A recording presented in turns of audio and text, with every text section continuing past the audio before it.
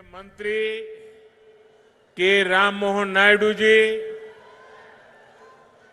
चंद्रशेखर पम्मसानी जी, भूपति राजू श्रीनिवास वर्मा जी, उप मुख्यमंत्री पवन कल्याण जी, राज्य सरकार में मंत्री नारा लोकेश जी, अन्य सभी मंत्रीगण, BJP state president PVN Madhav ji, सभी सांसद, विधायकगण और विशाल संख्या में हमें आशीर्वाद देने के लिए आए हुए बहनों और भाइयों, आंध्र प्रदेश गवर्नर एस अब्दुल नजीर गारी की, लोकप्रिय मुख्यमंत्री आंध्र प्रदेश चंद्रबाबु नायडू गारी की, केंद्र मंत्रुलु राममोहन चंद्रशेखर गारी की, भूपति राजू श्रीनिवास वर्मा गारी की, ఉప ముఖ్యమంత్రి వర్యులు పవన్ కళ్యాణ్ గారికి, రాష్ట్ర ప్రభుత్వంలో మంత్రి వర్యులు లోకేష్ గారికి, ఇతర మంత్రులకి, బీజేపీ రాష్ట్ర అధ్యక్షులు పీవీఎన్ మాధవ్ గారికి, ఎంపీలకు, ఎమ్మెల్యేలకు, ఇంత పెద్ద ఎత్తున ఈ సభని మమ్మల్ని ఆశీర్వదించడానికి విచ్చేసినటువంటి మా సోదర సోదరీమణులకు అందరికీ కూడా హృదయపూర్వక నమస్కారాలు। सबसे पहले मैं अहोबिलम के भगवान नरसिंह स्वामी और महानंदी के श्री महानंदीश्वर स्वामी को प्रणाम करता हूं। मैं मंत्रालय के गुरु श्री राघवेंद्र स्वामी से भी हम सभी के लिए आशीर्वाद मांगता हूं। ముందుగా మన అహోబిలం నరసింహ స్వామికి మరియు మహానంది శ్రీ మహానందీశ్వర స్వామికి నమస్కరించుకుంటున్నాను। అలా మంత్రాలయంలో గురువు గారు శ్రీ రాఘవేంద్ర స్వామి వారి ఆశీస్సులు కూడా మనందరికీ ఉండాలని కోరుకుంటున్నాను। साथियों, द्वादश ज्योतिर्लिंग स्तोत्रम के पाठ में आता है, सौराष्ट्रे सोमनाथम च श्रीशैले मल्लिकार्जुनम, यानी द्वादश ज्योतिर्लिंगों में प्रथम भगवान सोमनाथ और द्वितीय भगवान मल्लिकार्जुन का नाम एक साथ आता है। मेरा सौभाग्य है कि मेरा जन्म दादा सोमनाथ की धरती गुजरात में हुआ, बाबा विश्वनाथ की धरती काशी की सेवा का अवसर मिला और आज श्रीशैलम का आशीर्वाद मिल रहा है।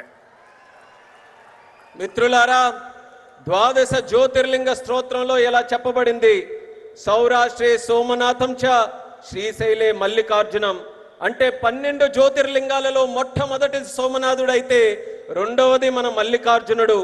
నా అదృష్టం ఏంటంటే దాదా సోమనాథుని భూమి అయిన గుజరాత్లో నేను జన్మించాను, అలాగే బాబా విశ్వనాథుని భూమి అయిన కాశీకి సేవ చేసే అవకాశం నాకు లభించింది।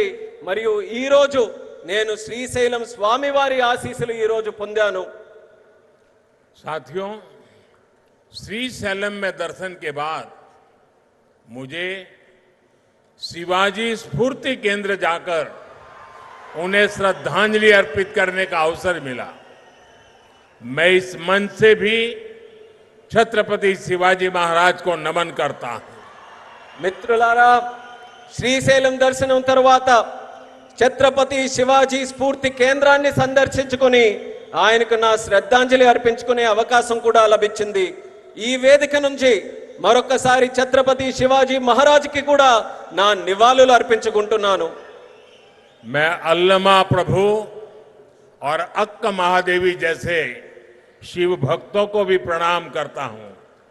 मैं श्री उయ్యాలవాడ नरसिम्हा रेड्डी गारू और हरि सर्वोत्तम राव जैसे महान स्वातंत्र सेनानियों को श्रद्धापूर्वक नमन करता हूं। అల్లమ్మ ప్రభు మరియు అక్క మహాదేవి వంటి గొప్ప శివభక్తులకి కూడా నేను నా నమస్కారాలు తెలియజేసుకుంటున్నాను। శ్రీ ఉయ్యాలవాడ నరసింహారెడ్డి గారు మరియు హరి సర్వోత్తమరావు గారు వంటి గొప్ప స్వాతంత్ర సమరయోధులకి కూడా నా శ్రద్ధాంజలి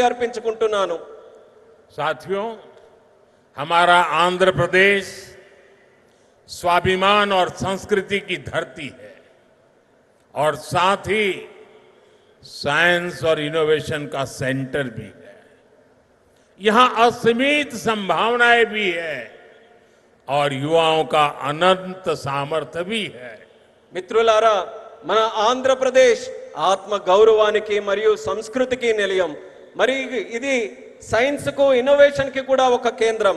ఇక్కడ అనంతమైన అవకాశాలు ఉన్నాయి మరియు ఇక్కడ యువతకి అపారమైనటువంటి శక్తి కూడా కలిగి ఉంది.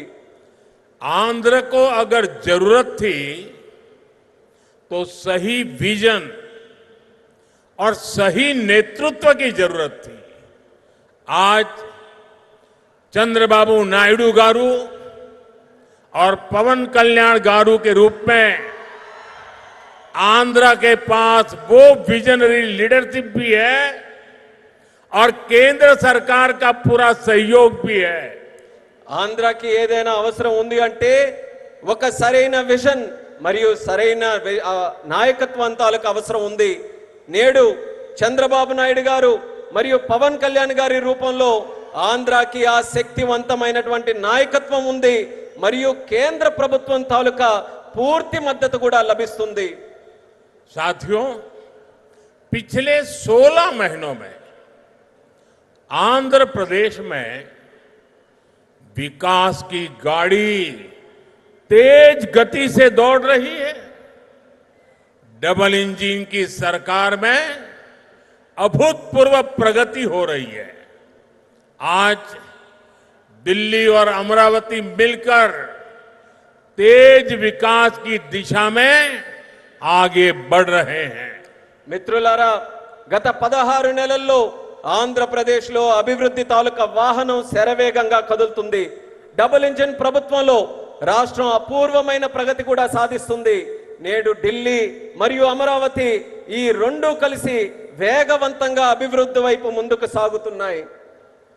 और जैसा चंद्रबाबू ने कहा, इस तेज गति को देख करके मैं कह सकता हूं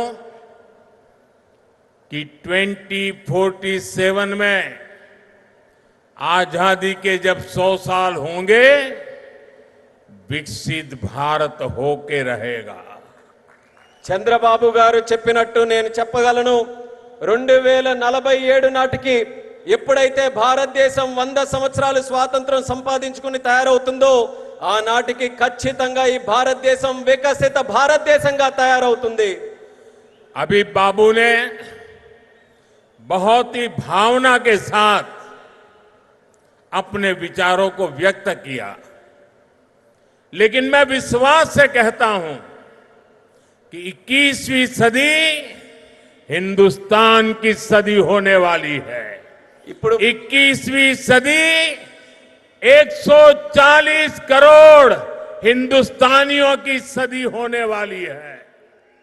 ఇప్పుడు బాబు గారు ఎంతో ఆవేదనతో భావాలతో మాట్లాడారు. అదే రకంగా నేను కూడా చెప్పగలను, ఈ 21వ శతాబ్దం భారతదేశం తాలూకా శతాబ్దం. ఈ 21వ శతాబ్దం భారతీయులు 140 కోట్ల భారతీయుల తాలూకా శతాబ్దం ఇది. साथियों, आज भी यहां सड़क, बिजली, रेलवे, हाईवे और व्यापार से जुड़े कई प्रोजेक्ट्स का उद्घाटन और शिलान्यास किया गया है। ये प्रोजेक्ट्स राज्य में कनेक्टिविटी को मजबूत करेंगे, इंडस्ट्री को बढ़ावा देंगे और लोगों के जीवन को आसान बनाएंगे। మిత్రులారా, నేడు రోడ్లు, విద్యుత్ రంగం, రైల్వే, హైవేలు మరియు వాణిజ్యానికి సంబంధించిన అనేక ప్రాజెక్టులకి శంకుస్థాపన మరియు ప్రారంభోత్సవం చేసుకుంటున్నాం. ఈ ప్రాజెక్టుల వల్ల రాష్ట్రంలో కనెక్టివిటీ బలోపేతం అవుతుంది మరియు పరిశ్రమలకి ఊతమిస్తూ మరియు ప్రజల జీవితాన్ని కూడా సులభం చేసే అవకాశం కల్పిస్తుంది. इन परियोजनाओं से करनूल और आसपास के इलाकों को बहुत फायदा मिलेगा। मैं इन परियोजनाओं के लिए राज्य के सभी लोगों को बधाई देता हूं।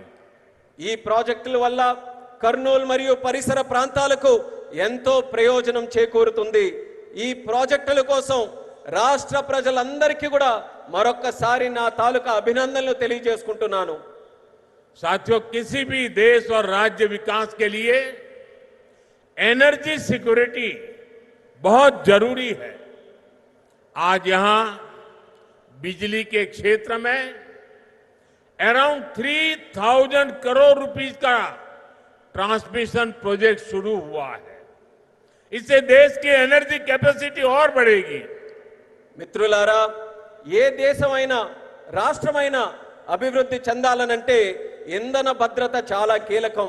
నేడు విద్యుత్ రంగంలో కూడా దాదాపు 3000 కోట్ల రూపాయలు విలువైన ట్రాన్స్మిషన్ ప్రాజెక్టులు కూడా మనం ప్రారంభించుకుంటున్నాం. దీని ద్వారా దేశం తాలూకా ఇంధన సామర్థ్యం కూడా మరింత పెరగబోతుంది.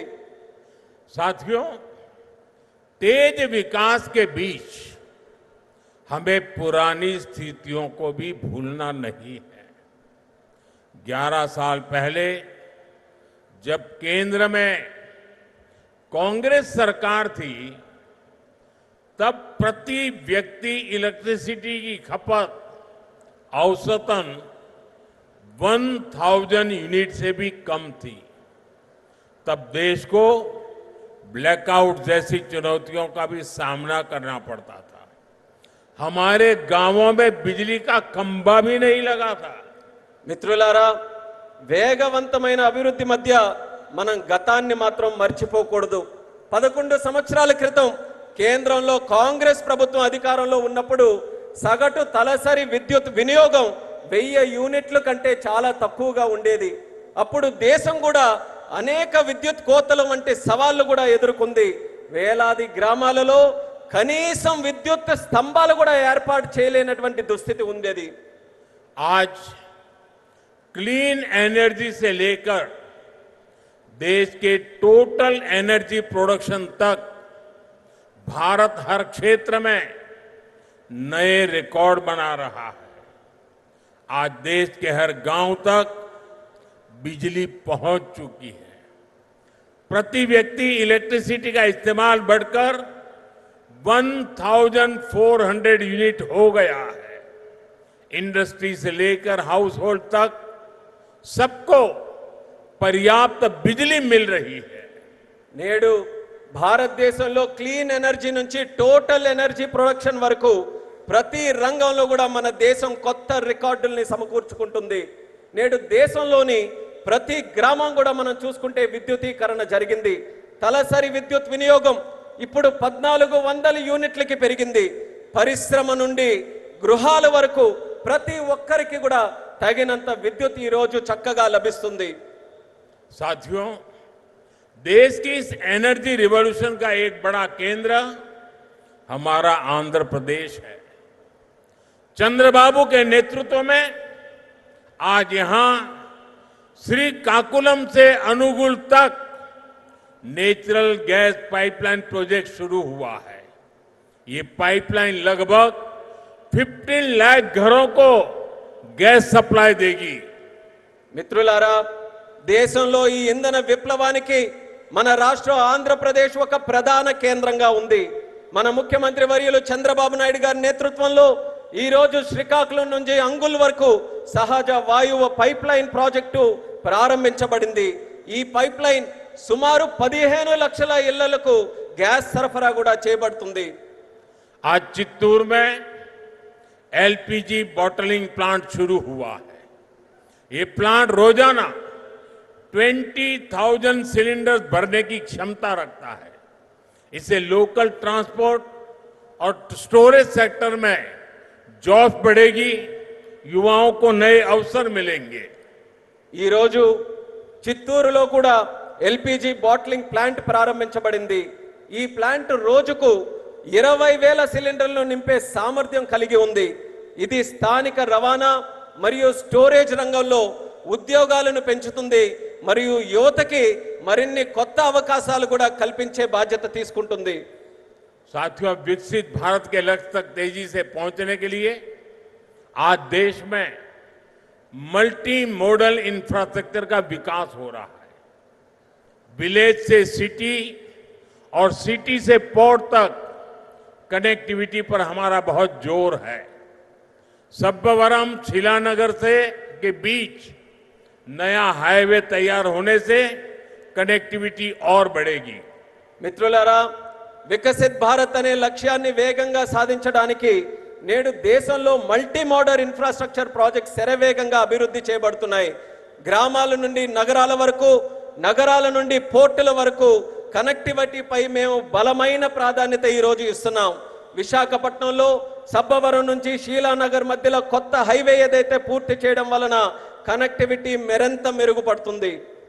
रेलवे के क्षेत्र में भी नए युग की शुरुआत हुई है। नई रेल लाइनों की शुरुआत होने से, रेल फ्लाईओवर बनने से यात्रियों को सुविधा मिलेगी और इस क्षेत्र के उद्योगों को नई गति मिलेगी। అలానే రైల్వే రంగంలో కూడా ఒక కొత్త యుగం ప్రారంభమైంది. కొత్త రైల్వే లైన్లు, అలాగే రైల్వే ఫ్లైఓవర్లు ప్రారంభం వల్ల ప్రయాణికులకి మెరుగైన సౌకర్యం అందుతుంది. మరియు ఈ ప్రాంతంలో పరిశ్రమలకు కూడా ఒక కొత్త ఊతం వస్తుంది. साथियों, आज 2047 के विकसित भारत का संकल्प हम सबके सामने है और इस संकल्प को